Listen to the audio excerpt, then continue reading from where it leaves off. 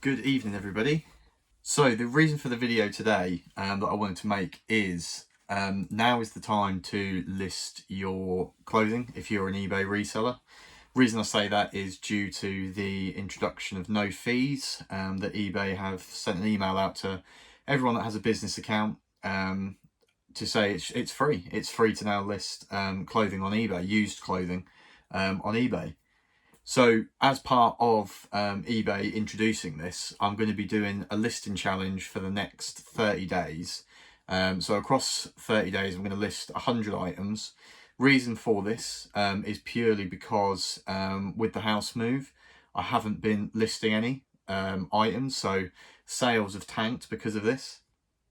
And I want to just almost do an experiment, if you like, to list 100 items within 30 days, which is approximately around 3 to 4 items per day. Around me, I've got lots of new stock to be listing.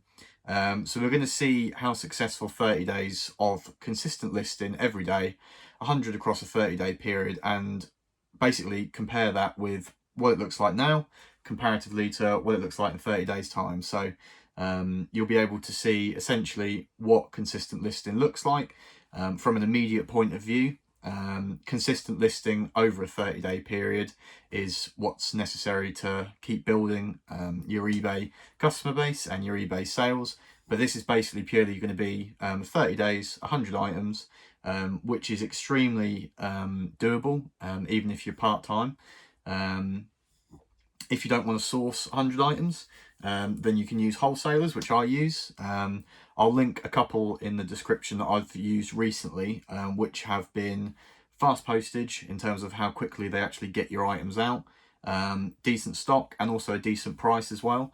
If you're investing in 100 items from a wholesaler, dependent on what your profit margins are and what your business model is, you're probably going to be spending anywhere from sort of 400 to £600-700.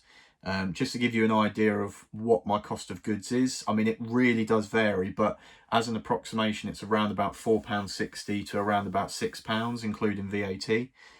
So with the introduction of no selling fees, my margins are going to be bigger than what they were, essentially, because there's 17 to 18% that I've now not got to pay out for.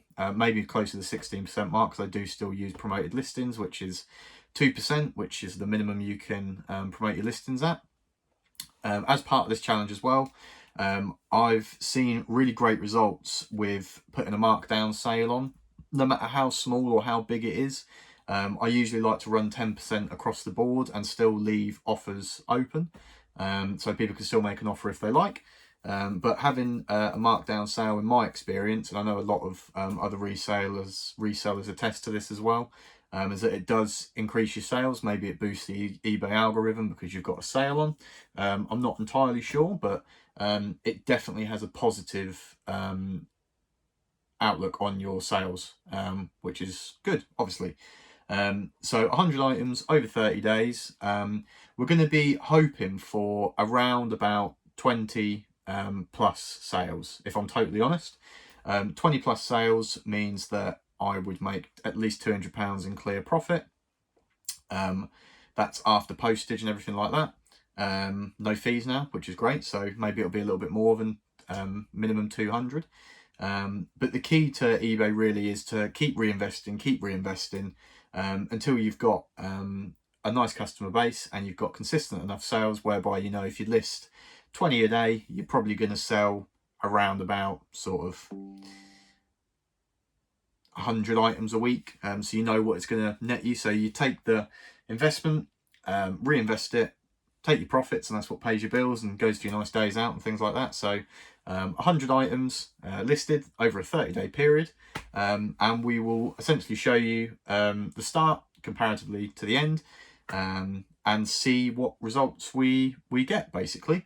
On a side note as well, myself and my partner are going to be starting a podcast, which is quite close to us in terms of what it means for somebody in their 20s to start a business, and what comes with it, essentially. You can watch any number of videos on YouTube that will you know, tell you everything to expect when starting a business in your 20s, but sometimes it's nice to hear it from somebody that's still going through that stage in terms of building their business, starting a business, what to expect, what not to expect, and basically just how to know that you've got a successful business model and that it does take time. So that is in the process of sort of starting up.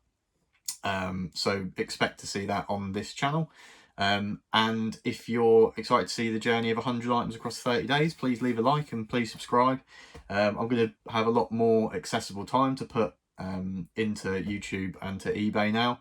Now that we've sort of completed the house move and we've got everything to an acceptable level, there's still things that we want to do, obviously. We've only been living here for sort of 2 months, so we've got lots of stuff that we want to do yet. But yeah, if you are a eBay business account, this is the time to start listing your used clothing, because this is going to continue on now until the new year, and then who knows what's going to happen after that. One thing to take into consideration is, in my opinion, I wouldn't keep your pricing as what it would be if you had fees involved. The reason I say that is they may reintroduce fees after the new year, and then you're going to have to go through your entire store and put your prices back up, which may impact your sales. So if it was me personally, I mean, I know I'm keeping everything the same. This is just a temporary thing that eBay have introduced. We don't know what's going to happen post the New Year's, whether or not they completely alter the fees, whether they bring it, you know, back to what it was, or they bring it down to, you know, a certain level, but nobody knows yet. So if you've got used clothing and you're an eBay business seller, this is the time to list, and stay tuned basically for the end of the month report. So please leave a like, please comment, please subscribe, and thanks for watching.